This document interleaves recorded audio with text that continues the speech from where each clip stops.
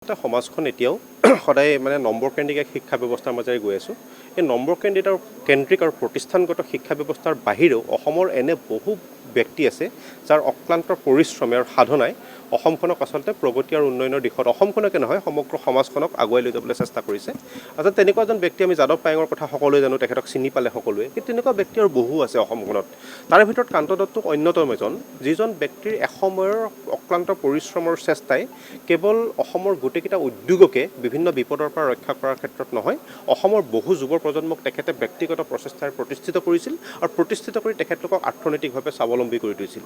সেইজনে হৈছে স্বৰ্গীয় কান্ত দত্ত, যি BVFCL নামৰূপৰ এগৰাকী কৰ্মী আছিল, যি ৱেল্ডিঙৰ ক্ষেত্ৰত তেখেতৰ যি নিপুণ হাত আৰু কৰ্মদক্ষতা সমগ্ৰ ভাৰতবৰ্ষতে এসময়ত বিয়পি পৰিছিল আৰু ভাৰতবৰ্ষৰ বহুকেইটা উদ্যোগ, অসমৰ বহুকেইটা উদ্যোগ তেখেতৰ ওপৰত নিৰ্ভৰশীল হ'বলগীয়া হৈছিল।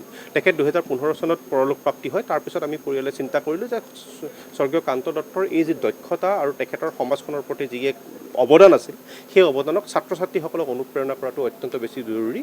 কাৰণ এক নম্বৰ কেন্দ্ৰিক শিক্ষা ব্যৱস্থাৰ বিপৰীতে অৰ্থনৈতিকভাৱে এক অনগ্ৰসৰ পৰিয়ালৰ পৰা সেই কান্ত দত্তৰ দৰে ব্যক্তিয়ে সমাজত যিদৰে প্ৰতিষ্ঠিত হ'ল, কেৱল নিজে প্ৰতিষ্ঠা হোৱাই নহয়, বহু শতাধিক ছাত্ৰ ছাত্ৰীক তেখেতে স্বনিয়োজনৰ বাট দেখুৱালে আৰু লগতে অসমৰ বহুকেইটা উদ্যোগ প্ৰকাৰন্তে কান্ত দত্তৰ ওপৰত নিৰ্ভৰশীল আছিল। Bongaigaon refinery, IOCL, Namrup BVFCL, APLৰ পৰা আৰম্ভ কৰি ভাৰতবৰ্ষৰ বহুকেইটা কোম্পানী। গতিকে তেনেকুৱা এজন ব্যক্তিক সমাজখনে চিনি পোৱাটো দৰকাৰ।